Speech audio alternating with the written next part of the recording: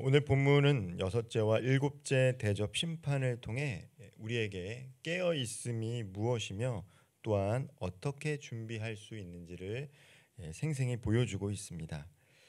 먼저 요한은 15절에서 주님의 음성을 듣습니다. 들려줍니다. 15절 말씀 제가 한번 읽어보겠습니다.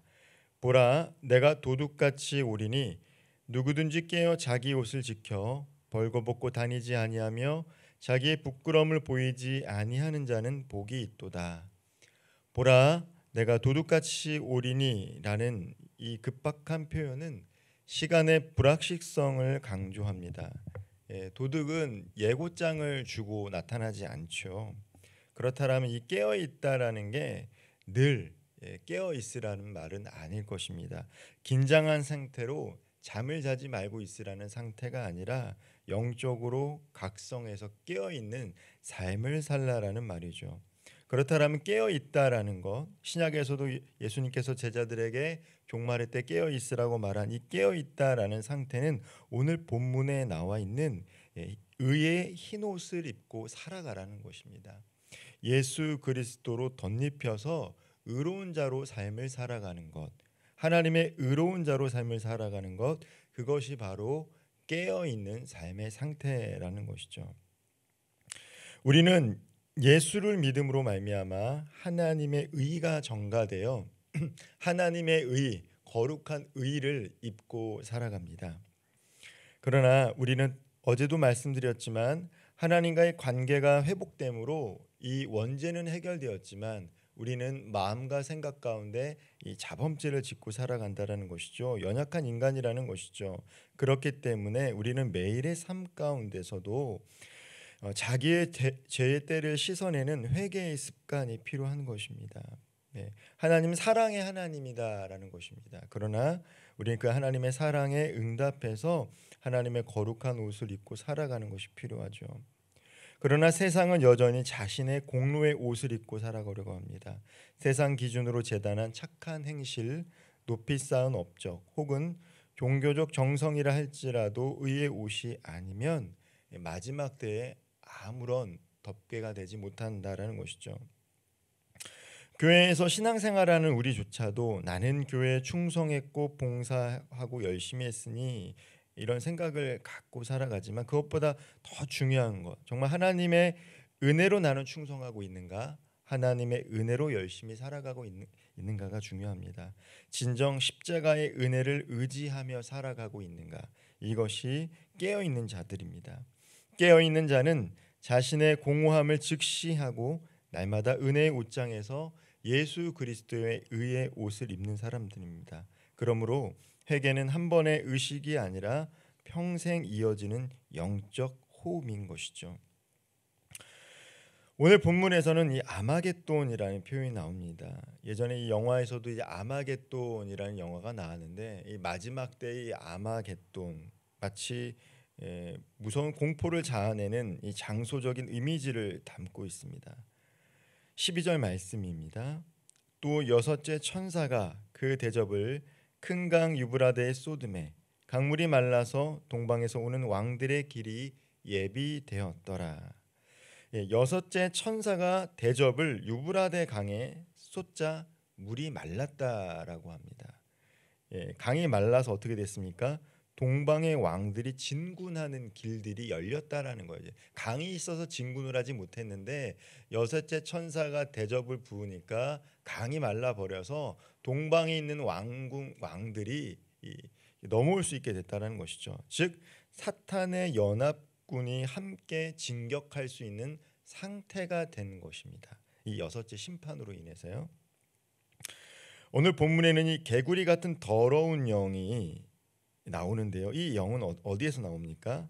앞서서 함께 언급했던 성부와 성자와 성령 삼위일체가 있는 것처럼 이 요한계시록에는 용과 짐승과 거짓 선지자, 이 입에서 개구리 같은 더러운 영들이 나오는데 이 영의 입에서 이 거짓 기적과 선동으로 땅의 왕들을 한데 모읍니다. 집결하게 한다는 것이죠. 그리고 그 집결지의 이름이 바로 아마겟돈이다. 마지막 때에 여섯째 심판을 통해서 악한 세력들이 집결한 곳이 아마겟돈입니다. 이 아마겟돈을 히브리어로 하면 하르무깃도, 곧 무깃도 산이라는 뜻을 갖고 있어요. 솔로몬 시대에는 무깃도는 군사 요충지였고요. 이스라엘 왕 요시야 때는 바로 애굽의 느고에서 요시야가 죽임당한 곳이 바로 무깃도입니다.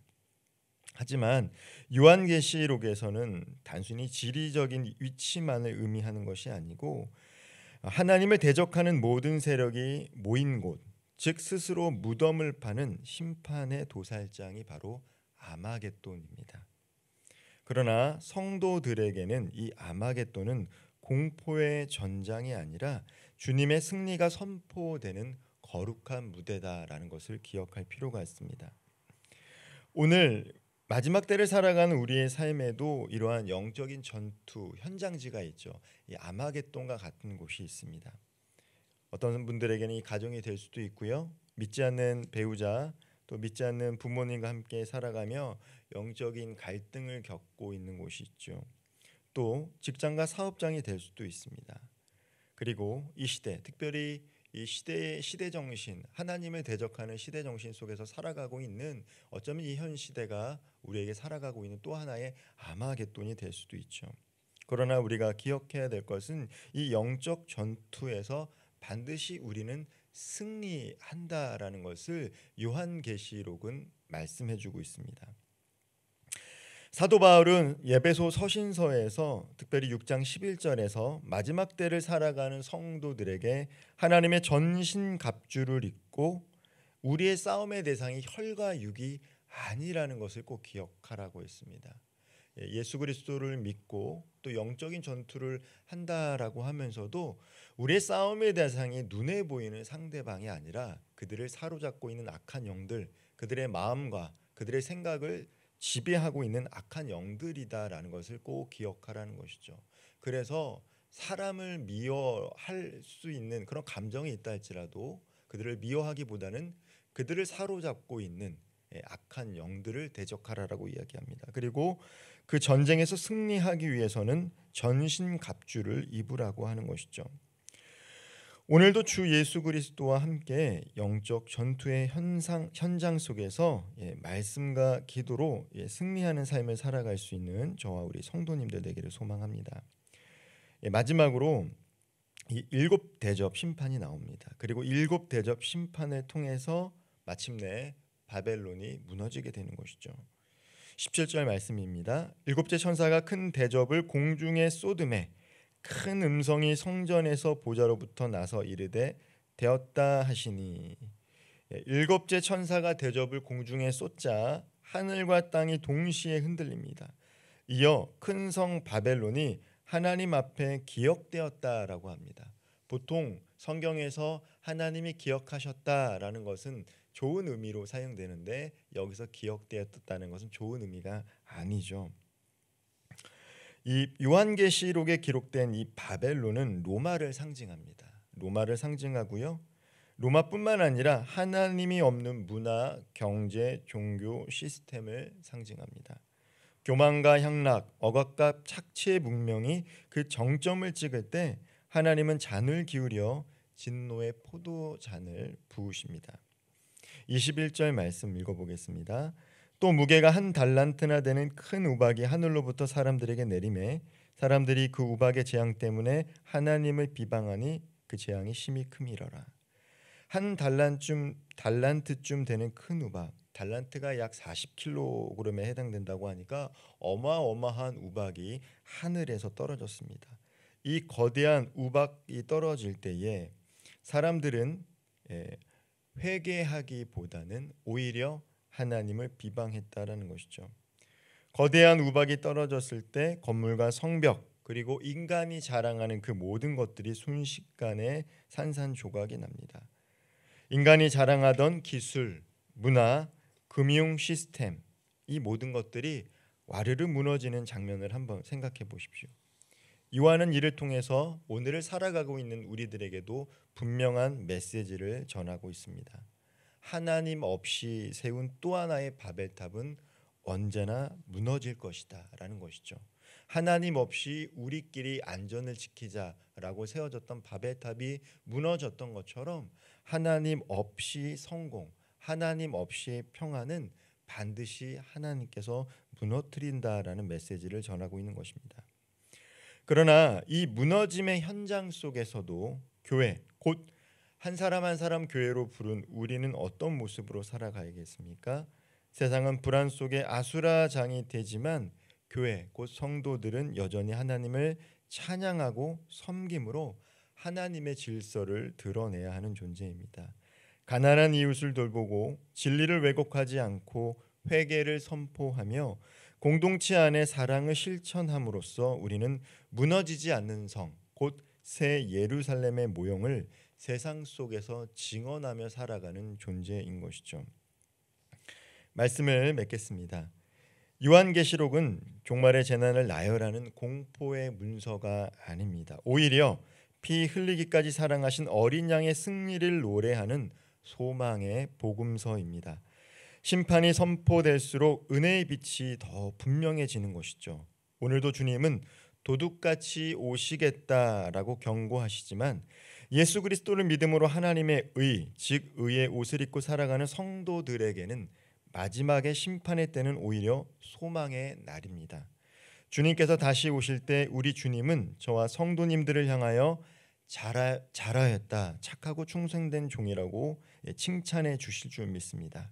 오늘도 거룩한 의의 옷을 입은 자로서 말씀과 기도로 우리의 삶의 현장에서 승리의 삶을 살아갈 수 있는 저와 우리 모든 성도님들 되기를 주님의 이름으로 축원드립니다.